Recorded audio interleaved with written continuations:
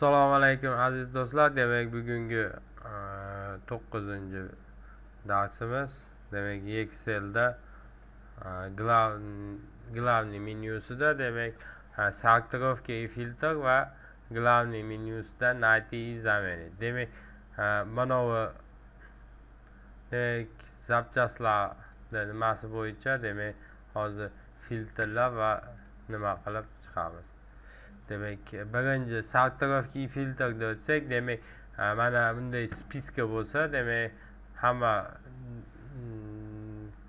nimalarni o'zini spiskasi bor.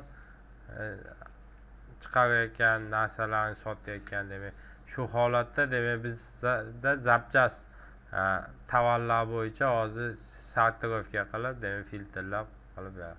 Demak, sortirovka qanday bo'ladi desa, demak misol uchun bizga mashinalarni brend deb turib, demak mashinalarning nomi bilan demak bularni belgilab chiqsak, demak bularni alfabet bo'yicha yoki undan teskari qilib nima qilib qo'ysak bo'ladi. Mana hammasini belgiladik. Demak, sortirovka deganda mana sortirovka aya, demak esse avtomatik выделение sortirovka desak, demak полный o'ziga tegishli kodini ham, описаниесini ham, seriyasini ham, количествосini ham o'zi bilan jildiradi. Demak, boshiga bo'lsa boshiga, oxiriga bo'lsa oxiriga.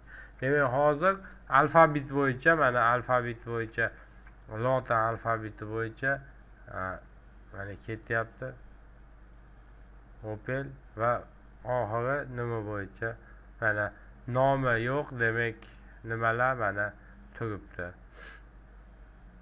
Bir qatorimizda nomi yo'q edi, lekin количествоsi bilan seriyasi bor edi ekan.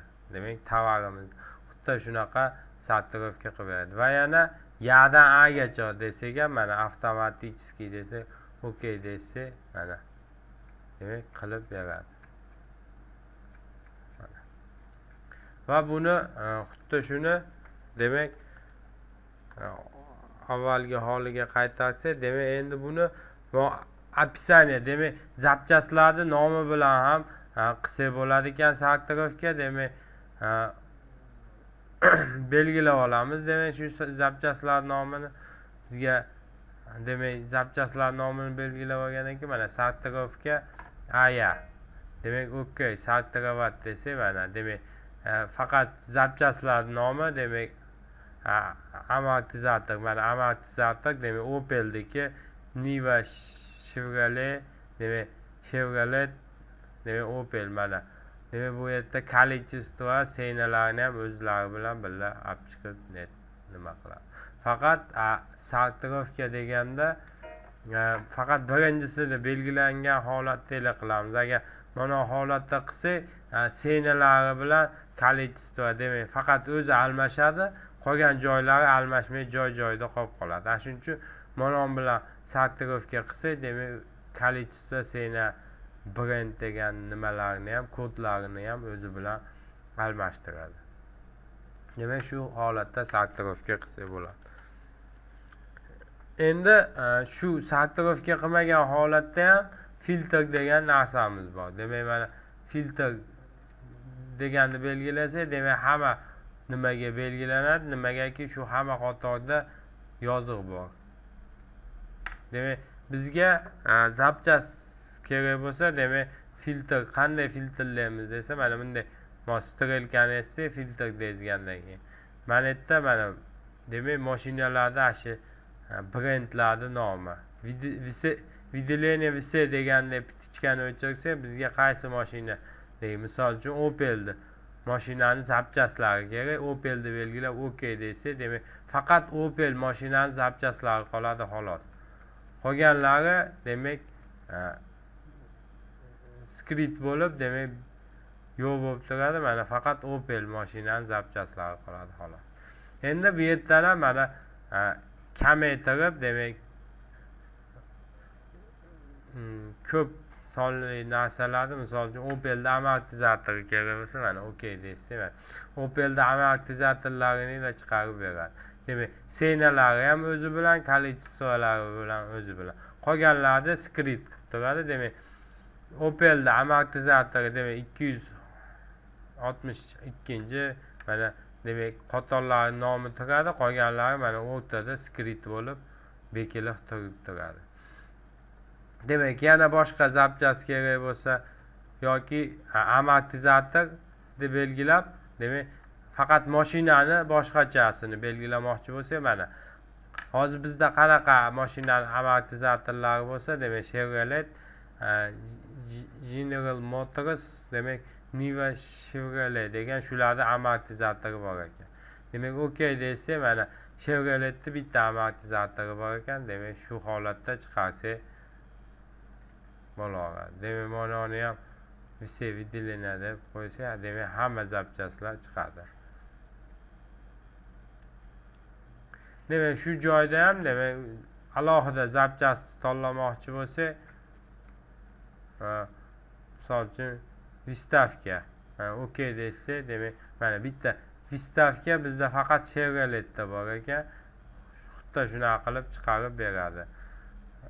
Ko'proq bizda so'rab kelsa, demak mashinaning nomi bilan topish osonroq bo'ladi. Shuning uchun mana misol uchun ZAZ qolgan pichkasini o'chirib yuborib, faqat ZAZ, misol ZAZni so'rasa, mana OK. ZAZda bizda Kolsa Stop Pen, demak shu Kolsa bor ekan, xolos. Bizda ZAZ degan mashinada spiskamiz ichida xuddi shunaqa qilib filtrlar, demak filtrlash deganda faqat qoldirish, qolganini bekitib turadi, faqat bizga kerakli bo'lgan narsani qoldiradi. Misol uchun Dayko degan mashinani mana zapchastlar kerak bo'lsa, mana remeni bor ekan faqat bitta Dayko. Xuddi shunaqa qilib topolsak bo'laveradi. Va bu tarafda ham zapchastlarni nomini berilsa, demak bizga Bolt M12 degan OK desa, demak Chevrolet bilan Opel'diki bor ekan. Mana senalari, kolичестволari demak shu joyda ko'rinib turadi. Demak kodlari ham o'zlari bilan demak shu holatda ko'rinib turadi. Demak bu o'zimiz bilganda, misol uchun 3000 ta, 4000 ta, 5000 ta narsani ichida demak tezda topish va vaqtdan yutish maqsadida demak shu ishlar bajariladi. Demak bizda hozirda 2870 bitta, demak bittasi nima chiqib ketsa 2870 ta zapchast ichidan demak tez orada demak ozgina vaqt topish maqsadida demak filtrdan foydalanamiz. Demak shu holatda topamiz. Endi keyingi nimaga o'tsak, bu zamenit deganda найти и заменить. Endi zamenit degan bo'ligiga o'tamiz. Demak bizda brend degan nomini kichkinaytirib qo'yibdi. Demak GM'da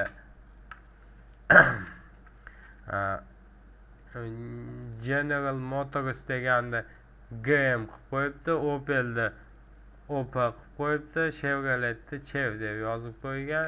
Demak shularni nomini bizga shunaqa kelgan, lekin bizga boshqalar tushunib olish uchun demak biz kattaytirishimiz kerak. Demak qanday qilamiz? Demak найти и заменить deymiz. Demak shu nimani belgilab olib, mana найти и заменить. Demak найти desa, demak biz qanaqa OP degan yozilgan ekan, demak OP deb turib, mana nuqtasi ham bor ekan, demak найти все deganda yozamiz. Demak найти все demak hammasini topib beradi. Demak biz uni almashtirish uchun endi заменить deganga o'tamiz. Mana найти и заменить, заменitga o'tamiz. OP'da qanday o'zgartiramiz? Opel deb o'zgartiramiz. Demak Opel deb o'zgartirsak, mana birinchisi demak bizda qaysi kategoriyada bo'lyapti? B5 kategoriyada bo'lyapti. Mana OP degan top. Demak заменить desa, mana Opel deb заменить qo'y.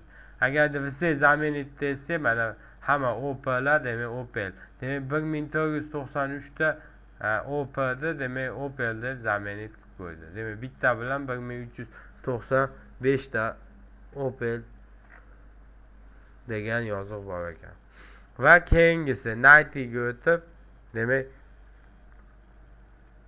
qarasak, demak chev nima degan ma'noda. Demak biz tushunsak ham boshqalar ishlagan odam tushunmasligi mumkin. Yana nighty deganda yozamiz. Demak chev deb, demak mana bunday yozilibdi tochka. Demak nighty degan vs desak, demak mana bunday qilib top berdi. Endi buni ham zaменить qilish kerak. Buni qanday zaменить qilish kerak? Demak to'liq yozish kerak.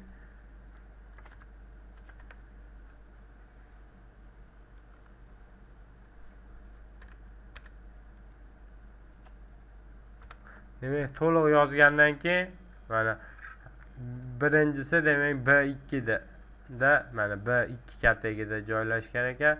Mana bitta zaменить esa bittalab, ikkinchisi B3 kategoriyada. Mana bittalab zaменить bo'lishi mumkin. Agar zaменить vs desak, demak hammasi. Demak 489 ta va 2 ta qilgan bilan 491 ta Chevrolet degan chev degan yoziq, demak Chevrolet degan yoziqqa almashdi.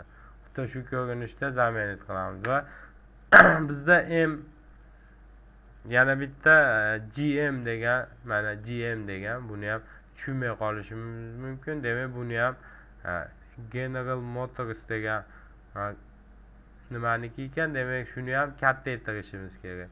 Demak bizda hozir bitta, ikkita, uchta, demak buni har birini o'zgartirib chiqmasdan yana nighty zaменitga kiramiz. Demak nighty zaменitga GM deb yozamiz. Nighty vs desak mana hammasini topib berdi. Demak zaменит deb to'liq atini yozib olamiz.